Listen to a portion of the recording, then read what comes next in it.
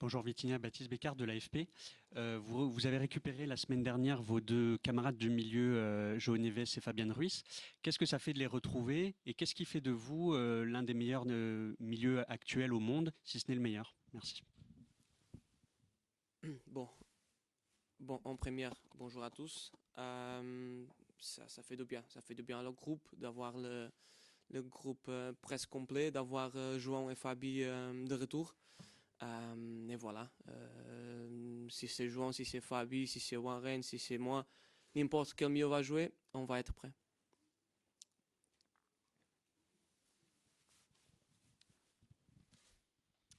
Bonjour Victor, Stéphane Bianchi du Parisien.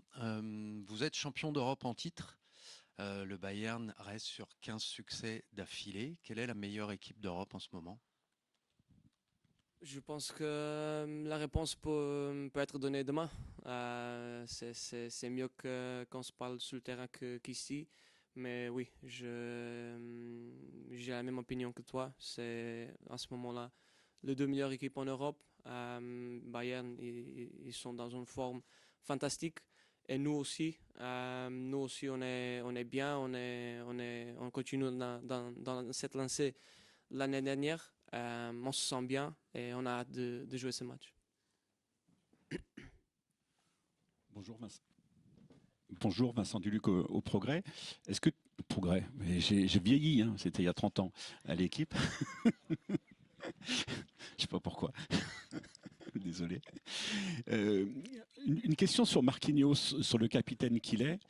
Quel capitaine il est, pardon. Est-ce que l'apaisement et la joie d'avoir enfin gagné la Ligue des Champions l'a changé?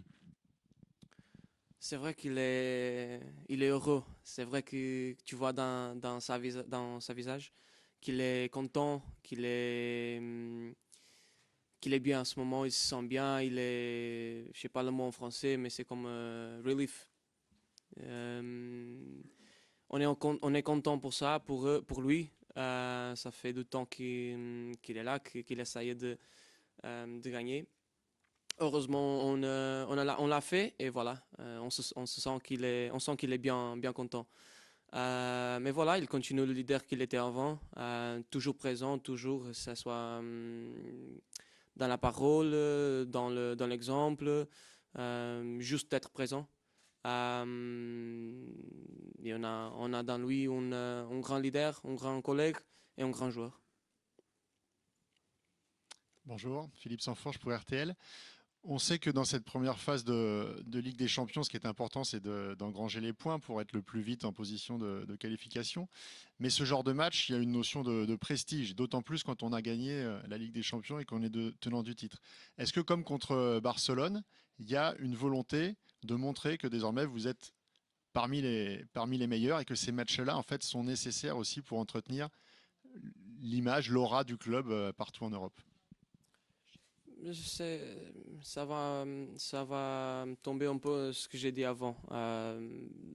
Dans mon opinion, demain, ça se va affronter les deux meilleures équipes d'Europe à ce moment. Donc, quand tu es joueur, tu as toujours l'envie de jouer ce type de match. C'est le meilleur match. Tu sais que tout le monde va voir. Tu sais que tout le monde va dire cette équipe est meilleure parce qu'il a gagné. Donc, oui, tu veux jouer ce match. Oui, tu veux être présent et bien jouer. Et voilà, on a tous hâte de jouer ce type de match. On sait que c'est important, même si on a déjà 9 points, 3 victoires en 3 matchs, on va enchaîner, on va continuer, faire 4 victoires en 4 matchs. Mais bien sûr qu'on sait que ça va être un match bien difficile pour les deux équipes. Bonjour Vitinha, au fond, Jérémy Jardin-Gros pour la chaîne L'équipe. Vous allez affronter aussi un des joueurs les plus en forme aussi de cette saison, c'est Harry Kane. Quelle qualité vous avez identifiée chez ce joueur? Est-ce que vous pouvez nous en parler? Qu'est-ce que vous pensez de cet attaquant et ses qualités principales? Merci. Un grand joueur. Harry Kane, c'est l'un des meilleurs joueurs du monde, un attaquant incroyable. Il a déjà de numéros. Il a toute la saison un numéro incroyable. Il a dans cette saison aussi, il commence d'une façon incroyable avec numéro stratosphérique, difficile de faire. Et voilà. On sait que l'équipe de Bayern, c'est surtout une équipe beaucoup de bons joueurs comme Harry Kane, mais surtout une grande équipe qui défend ensemble, qui attaque ensemble. Et je pense que ça va être ça, le plus difficile d'affronter. Mais voilà, comme j'ai dit, Harry Kane, un grand joueur. Bonjour Viti, tout au fond, Arthur Perrault, RMC. On a vu Ousmane se plaindre de nouveau d'une petite gêne lors du dernier match. Comment toi tu le sens, là, avec le retour à l'entraînement depuis avant-hier? Et on sait que le coach aime être prudent avant ce type de rencontre. Est-ce que ce serait embêtant pour un milieu comme toi de se passer d'un Ousmane Dembélé devant dans ce type de rencontre dès le départ de la rencontre? Merci. Dans ce type de match, en plus, de match difficile, tu veux toujours jouer avec le meilleur. Ousmane, il est Ballon d'Or, il est le meilleur. Mais oui, ça dépend du coach, de la décision du coach. C'est mieux de le demander à lui après. Moi, je le vois bien, il s'entraîne, il est content, donc j'espère qu'il serait bien pour le match. Et voilà. S'il est là pour jouer, encore mieux. Bonjour Vitinha, Julien Froment pour Radio France. Ça va être quoi la clé pour ce match et qu'est-ce que le Paris Saint-Germain a de plus selon vous que le Bayern Munich? Merci.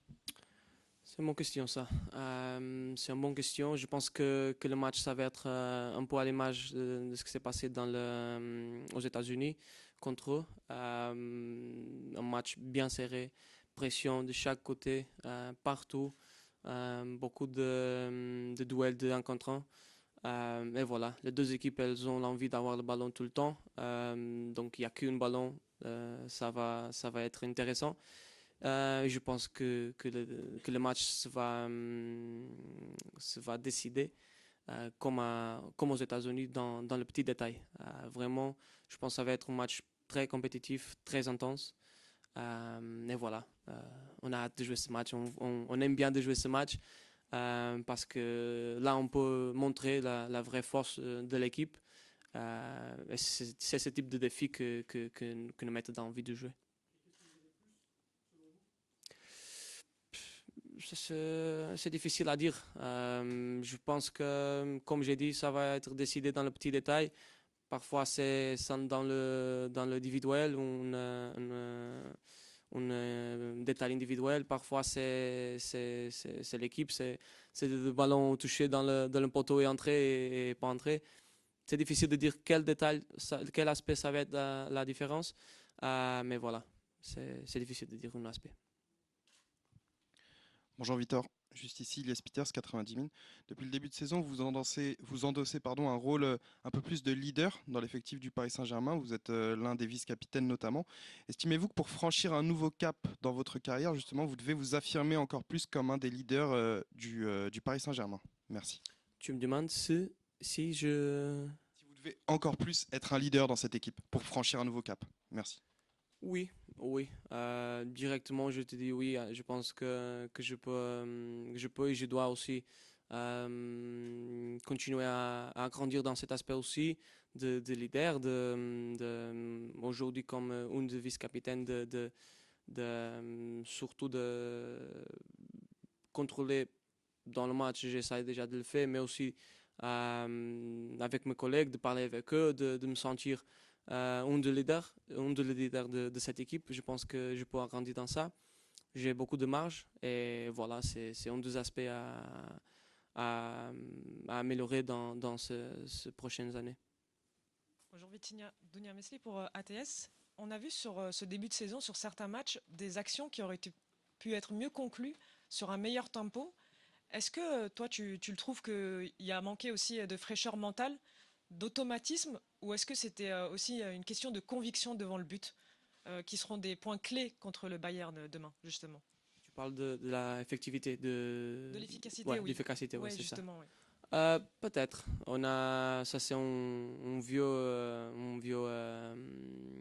discussion qu'on avait déjà au début de l'année dernière. Il y avait beaucoup de manque de réalisation, il y avait beaucoup de grandes chances de marquer, on n'a pas pu marquer.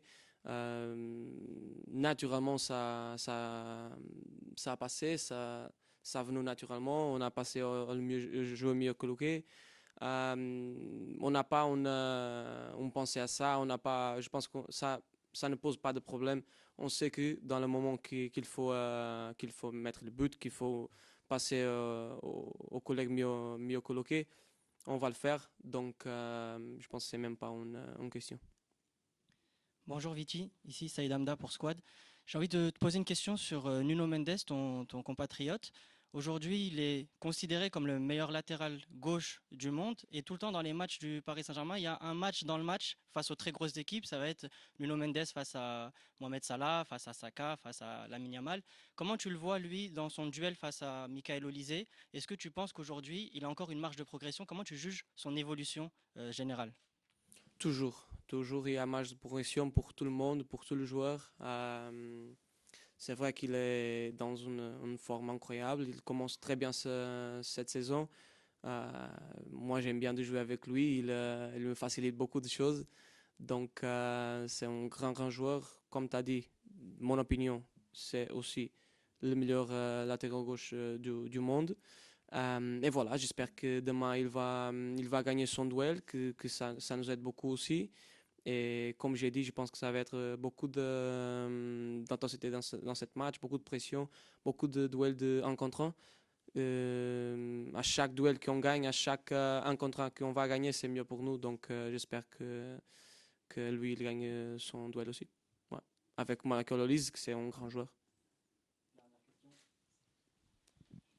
Bonjour Vitinha, Diana Diaris pour Foot National. Pour revenir sur ton rôle de leader, comment toi tu accompagnes les jeunes Titi dans leur progression? Merci. Oui, c'est un privilège pour nous d'avoir des Titi avec la qualité qu'ils ont.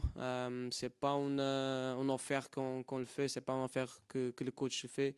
C'est vraiment du mérite parce qu'ils ont entré dans notre équipe, ils ont joué, ils ont mérité toutes les minutes qu'ils ont eux. Et voilà, on accompagne doucement, on essaye de dire des choses petit à petit. D'être là quand ait besoin de nous. Et à chaque doute qu'ils ont, à chaque match qu'ils passent, c'est toujours le moment de donner de l'information, toujours le moment de les aider. À fur et à mesure, je pense que c'est la meilleure façon. Mais vraiment, on est heureux qu'ils sont là parce qu'ils sont du bon mec et ils ont aussi de grandes qualités. Merci beaucoup.